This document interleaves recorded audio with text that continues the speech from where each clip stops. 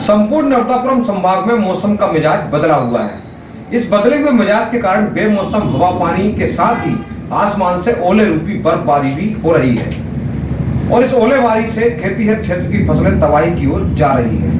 वह किस प्रकार, देखिए इस खास खबर में। प्रकृति की मार फिर एक बार क्षेत्र के खेतीहर किसानों पर पड़ रही है। हर वर्ष की तरह इस वर्ष भी रबी मौसम की फसल के सीजन के समय एक बार बेमौसम बारिश और तेज हवाओं का दौर चलता है, लेकिन इस वर्ष बेमौसम बारिश और तेज हवाओं के साथ ही बड़ी मात्रा में ओलाबारी भी हुई है और इस ओलाबारी के कारण पूरी नर्मदा कछार, पूरे नर्मदापुरम संभाग की 50% फसल करीब खराब हुई है। सोमवार रात करीब 11 से 11:30 बजे के करीब अचानक तेज बारिश के साथ बड़ी मात्रा में ओलाबारी हुई। उपरोक्त ओलाबारी के कारण सुबह के समय जब किसान अपने खेतों में गए तो उन्होंने देखा कि उनकी आधी फसल इस ओलाबारी के कारण तबाह हो गई है। बड़ी मात्रा में जहां फसल आड़ी हुई और आड़ी होने के साथ जो फसल खड़ी हुई थी उस पर भी बर्फ की गार यानी कि ओले, छोटे छोटे ओले गिरने से उस फसल को भी उन्होंने नुकसान पहुंचाया और जो बाली होती है गेहूं की, वो बाली टूट गई, उसके गेहूं झड़ गए, सिर्फ उसमें छिलका बचा हुआ था।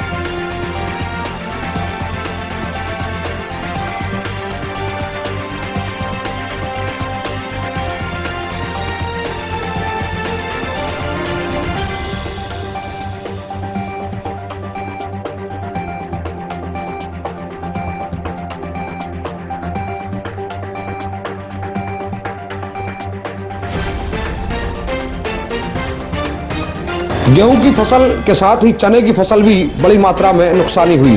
ग्राम बोरतलाई से लेकर भीलाखली तक डिजिया नानी इटारसी के द्वारा भी फसल का जायजा लिया गया। तो बैंगनिया बोरतलाई के बीच कृषक सुंदर सिंह, विजय मेहरा, गुड्डू चोरे आदि ने बताया कि इस फसल से करीब 50 से 60% नुकसान हमारे क्षेत्र में हुआ है।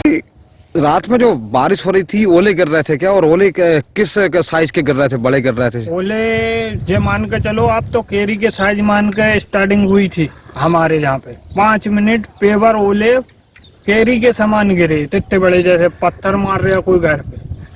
5 मिनट पेवर जय गिरे, इसके साथ पानी के साथ गिरे, फिर आंवला बरोबर।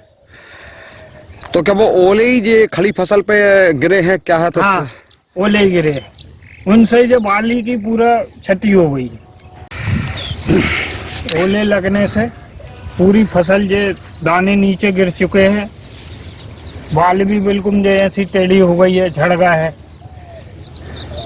लेकिन ये कुछ फसल ऐसी लग रही है जैसे ठीक होगी, जो है कुछ में से बची है पटेल साहब, कुछ बची है। नुकसान सब में है, ये सब नुकसान सब में है, जो कुछ ही जो झड़ के ही नीचे गिर गई है। मेहरा जी, कुछ मात्रा में फसलें खड़ी दिख रही है और अच्छी दिख रही है, लेकिन क्या ये भी खराब है क्या, जो आपके हाथ में भी है और जो आप बता रहे हैं? क्या देखो, आपदा से जब ओले पड़ते हैं तो जो फूल जब नष्ट हो जाता है तो उसमें अंश तो पड़ने का ही नहीं है ना। खड़ी तो आपको दिखेगी फसल खड़ी है, पर उसका नुकसान का एवरेज तो कोई लगा ही नहीं पा रहा। मतलब किसान ही लगा पाएगा कि अपने उसमें कितना औसत मिलेगी। अब ये जो आपके हाथ में जो अच्छी दिख रही है हमें वाली, ये वाली भी पोली है क्या इसके देखो, ओले लगने से ये सब झड़ गई है। अब बाल तो दिख रही है, सब कुछ दिख रहा है, पर उसके जो दाने हैं ना, वो सब झड़ चुके हैं जहाँ ओले पड़े हैं। ये गेहूं तो प्राकृतिक आपदा है। ऊपर वाले ने रात को जो है कि कम से कम 100 ग्राम से 200 ग्राम तक के ओले गिरे हैं यहाँ पर। तो ये फसल जो देखो लो पूरी आड़ी हो गई है यहाँ चारों तरफ, बहुत भारी नुकसान है, भारी मात्रा में। ये अब जो आड़ी हो गई है, क्या पानी समाप्त होने के बाद या धूप निकलने के बाद इसकी खड़ी होने की संभावना है क्या? नहीं, खड़ी नहीं हो पाएगी। इससे कंडे टूट गया है, वो तो कमजोर हो गया, खत्म हो गया कुल मिला के।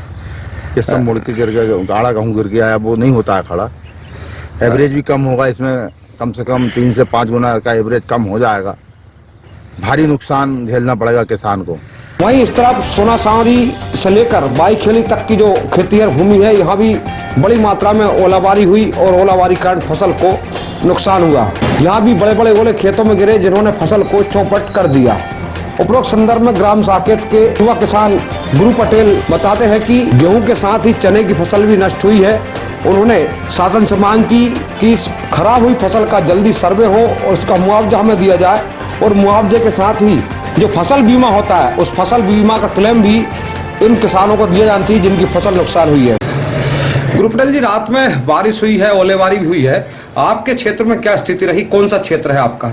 हमारा जो है होशंगाबाद विधानसभा में आता है और साकिर गांव है सेहू में।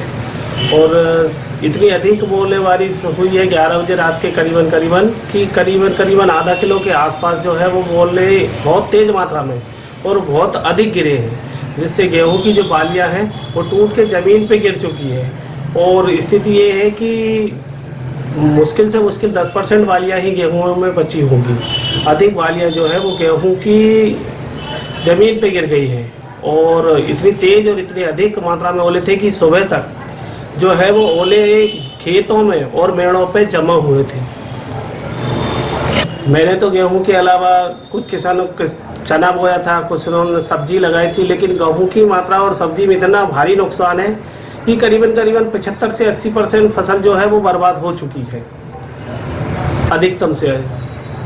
अब जो नुकसान हो गया है, इससे लेके आपकी शासन से क्या मांग रहेगी किसानों की ओर से? मेरी शासन से यही दरख्वास्त है कि बीमा जो कंपनी करती है उसका उचित बीमा दिया जाए और क्लेम भी दिया जाए।